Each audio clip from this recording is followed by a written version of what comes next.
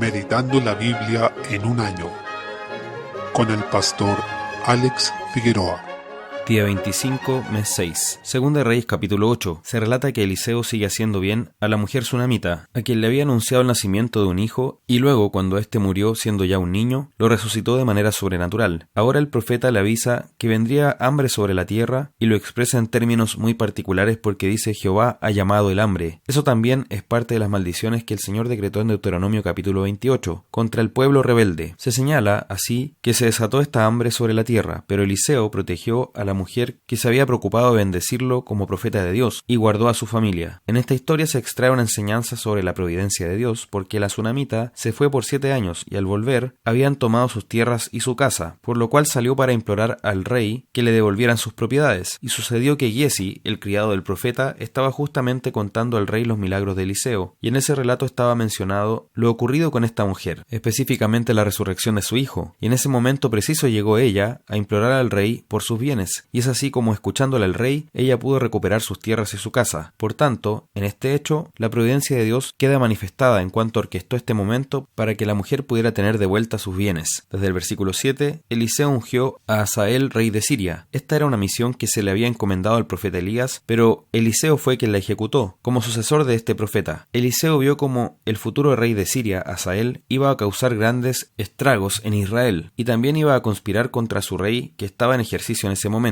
Ben-Hadad. A pesar de que se veía en un principio bastante humilde, terminaría haciéndose del trono de manera violenta. Desde el versículo 16 se presenta el reinado de los hijos o descendientes de Josafat, quien fue un rey de Judá, justo y piadoso. Sin embargo, se hacen evidentes en los hechos las consecuencias terribles de las alianzas de este hombre, ya que este rey piadoso se alió con Acab y su familia, con este monarca tan perverso, impío y pagano, y eso tuvo consecuencias directas en los descendientes de Josafat, porque pese a que él mismo fue un rey piadoso, sus hijos no lo fueron. Por consiguiente, debemos sacar como lección de esto que hemos de tener sumo cuidado con nuestras alianzas. En consecuencia, su hijo Joram y después su nieto Ocosías no anduvieron en los caminos del Señor, se apartaron de la senda de Josafat y siguieron más bien el camino de Acab y su casa. Notamos además que los mismos nombres de Joram y Ocosías eran nombres de la casa de Acab, así que se nota allí la influencia nefasta de este hombre impío. Capítulo 9. En los versículos 1 al 13, Jehú fue ungido rey de Israel, otra misión que se le había dado a Elías, pero que ejecutó Eliseo como su sucesor. Podemos ver que la finalidad específica de Jehú era matar a la casa de Acab, ejecutando así el juicio de Dios que ahora llegaría, eliminando a todos los descendientes y a la mujer de Acab, Jezabel. Cabe señalar que a pesar de que pasaron 20 años aproximadamente desde el episodio de la viña de Nabot, los tiempos del Señor llegan y su justicia se cumple, siendo siempre perfecta. Por tanto, debemos confiar en que el Señor es quien hará justicia a quienes persiguen a su pueblo. Salmo 143. En los versículos 1 al 2, este salmo nos presenta una súplica del rey David para que el Señor lo libere y lo guíe. El salmista inicia con una súplica humilde por el auxilio y la respuesta del Señor. Hace una declaración fundamental: ningún ser humano puede ser declarado justo delante de Dios por sus propios méritos. Esto es algo que debemos reconocer siempre que nos presentamos ante Dios. Somos pecadores, necesitados de redención, y la única forma de ser redimidos es que el Señor nos salve por su pura gracia. Desde el versículo 3, el salmista se encuentra otra vez bajo persecución, lo que angustia su alma, pero presenta esa aflicción ante el Señor en la fe de que será escuchado y acogido. Con esto nos deja el ejemplo de lo que debemos hacer ante la angustia: presentarla ante el Señor en fe y encontraremos refugio y amparo. Desde el versículo 9, la manera en que debemos reaccionar en los días de angustia es recordando quién es nuestro Señor y meditar en sus obras, extender nuestras manos a Él y rogar su misericordia. Desde el versículo 10 nos recuerda mucho el Salmo 119 al pedir al Señor que le enseñe a hacer su voluntad. Debemos rogar a Dios que nos instruya y que sea Él quien nos muestre el camino de la justicia y la perfección de su palabra, que nos dé la victoria sobre nuestros enemigos y nos dé vida por su poder, lo que solo puede ser cumplido por medio de Cristo, quien es nuestra salvación y por quien tenemos entrada a la gloria, y por el poder del Espíritu, quien es el que obra esa salvación en nosotros. Proverbios capítulo 17, versículo 26. Se habla nuevamente de la importancia de que una sociedad actúe con justicia respecto del bueno, pero también del malo. Aquí trata de las acciones que realizamos de manera externa, porque si nos vamos al corazón del hombre, ninguno de nosotros es bueno en esencia, ya que somos pecadores. Así, el pasaje trata de la importancia de que aquellos que administran justicia en una sociedad puedan sancionar al que hace el mal y en ningún caso condenar al que es inocente o justo. Esto demuestra muestra que los que administran justicia no lo hacen a nombre propio ni por mandato de la sociedad primeramente, sino ante todo por mandato de Dios, lo que implica que deben hacerlo en sus términos y para su gloria. Hechos capítulo 16. Desde el versículo 16, este pasaje señala que Pablo y Silas están en Filipos, y ya se está estableciendo la iglesia allí, en la casa de Lidia. Según podemos deducir de lo que señala este capítulo, se produce el incidente de la muchacha que tenía el espíritu de adivinación, y alguien podría preguntar por qué Pablo se desagradó tanto de esta muchacha si ella decía la verdad.